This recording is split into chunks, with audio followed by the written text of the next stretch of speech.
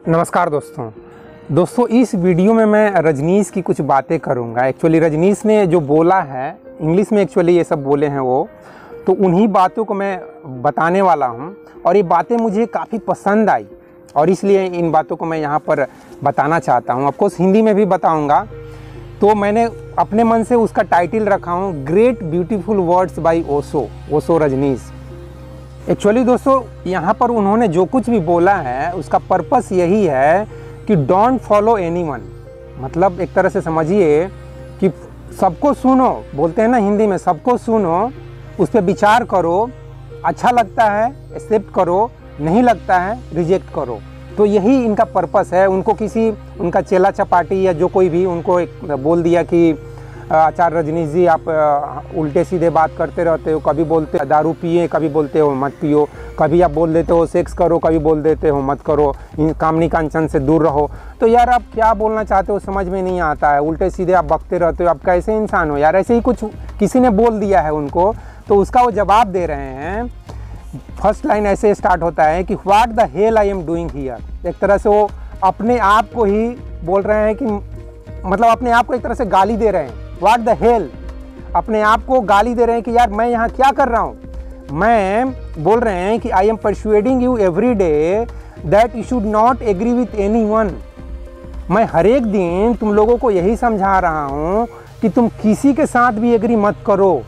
किसी के साथ भी मतलब वो जिस तरह से बात करते हैं वो समझ लो कृष्ण, गौतम बुद्ध, महावीर, जीसस, गुरु नानक, कबीर, सबके बारे में बात किए हैं और खुले दिल से खुले दिमाग से सब कुछ वो बात किए हैं। तो बोल रहे हैं कि जब मैं उनके साथ 100% एग्री नहीं होता हूँ, मतलब ना तो कृष्ण के साथ मैं एग्री होता हूँ, ना गौतम बुद्ध के साथ एग्री होता हूँ, ना जीसस के साथ एग्री होता हूँ, तो तुम मेरे साथ कैसे सोचते हो कि एग्री हो। तुम मेरे साथ भी एग्री मत हो। मेरी कुछ बात अगर तुमको ठीक लगती है तो तुम एग्री हो जाओ, नहीं ठीक लगती है रिजेक्ट करो, मुझे गाली दे दो। तो ये है उनके बोलने का मतलब। सोचो रजनीश ऐसी बात कर रहे हैं। आगे बोलते हैं कि you should be your self. बहुत बड़ी बात है यार। तुम वही बनो जो तुम खुद हो, जो तुम होना चाहते हो, जो अंदर से, अंदर दिल से, अपनी आत्मा से जो कुछ भी तुम फील करते हो तुम वही बनो। You were agree with Jesus, you were agree with Moses and you have started agree with me। agreeing बोल रहे हैं, you have started agreeing with me। मतलब तुमने पहले जीसस के साथ एग्री किए, कृष्ण के साथ एग्री किए, गौतम बुद्ध महावीर के साथ एग्री किए। तो इस तरह से तुम लोग यार यहाँ क्या कर क्या रहे हो। मतलब तुम लोग क्या यहाँ पैदा हुए हो सिर्फ एग्री करने के लिए, फॉलो करने के लिए। मतलब कुछ कृष्ण भगवान ने कहा आत्मा अमर है तो बस चुपचाप से सुन लिया और मान लिए कि हाँ ठीक है आत्मा अमर है, बहुत अच्छी बात सुना दिए। यहाँ सिर्फ एग्री करने के लिए पैदा हुए हो। एक तरह से समझ लो अपने को भी गाली दे रहे हैं और जो सामने में उनके सामने 1000 लोग बैठे हुए हैं उन सबको भी गाली दे रहे हैं। तो यार कितनी सिंसियरिटी है रजनीश में। और आगे बोलते हैं वो कि but you remain the same. तुम लोग सबको फॉलो किए, कृष्ण से लेकर कृष्णमूर्ति तक, रजनीश तक, सबको, रजनीश का भी नाम ले लिया, सबको तुम फॉलो खाली कर रहे हो, सिर्फ सुन रहे हो। और एक तरह से क्या बोलेंगे, जैसे कि ये कहावत है कि एक कान से सुनो दूसरे कान से निकालो, और फिर जाके वही खटिया बिस्तर पलंग जो भी तोड़ना है तोड़ रहे हो और वही चिकन मटन खा रहे हो और जैसे मन करता है वैसे जी रहे हो और आधा घंटा 1 घंटा मेरे पास आके प्रवचन सुन रहे हो। ऐसे करोगे तो थोड़ी जो चेंज होगे। आगे बोलते हैं कि but you remain the same the agreeing fool. बेवकूफ़ बोल रहे हैं, एग्री करने वाला फूल, बेवकूफ़ हो तुम लोग, एक तरह से गाली दे रहे हैं। Your subject change but you don't change. तुम्हारा भले ही विषय चेंज हो जाता हो, कभी ये इसमें मज़े ले रहे हो, कभी उसमें मज़े ले रहे हो, तो खाली मज़े ही ले रहे हो। मेरे सामने मैं देखता हूँ रजनीश बहुत बार इतनी समझदारी की बात करते हैं। अब उनको मैं एक तरह से समझ लो कि 16 साल के एज से ही सुन रहा हूँ। वो कहीं कहीं इतनी अच्छी बात बोलते हैं जहाँ पर किसी व्यक्ति को ध्यान मग्न होकर विचार करना चाहिए, उनकी एक सेंटेंस पे विचार करना चाहिए। जैसे कि मुझे याद है कि जब मैं 16 साल की एज में जब पहली बार उनकी पुस्तक पढ़ा था संभोग से समाधि की ओर, उसमें एक लाइन लिखे थे, वो लाइन अभी तक मुझे याद है।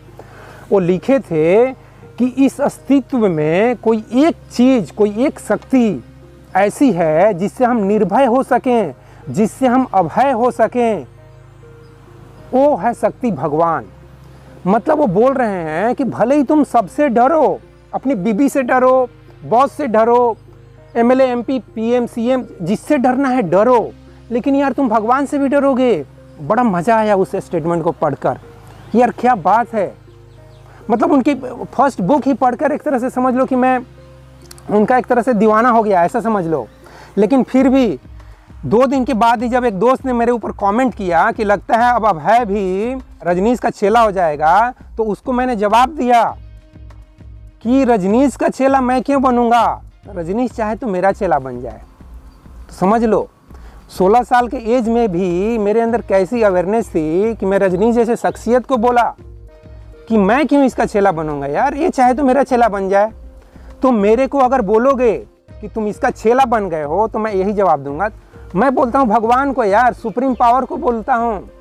कृष्ण, गौतम बुद्ध, महावीर छोड़ो, वो तो अवतार के रूप में काउंट होते हैं।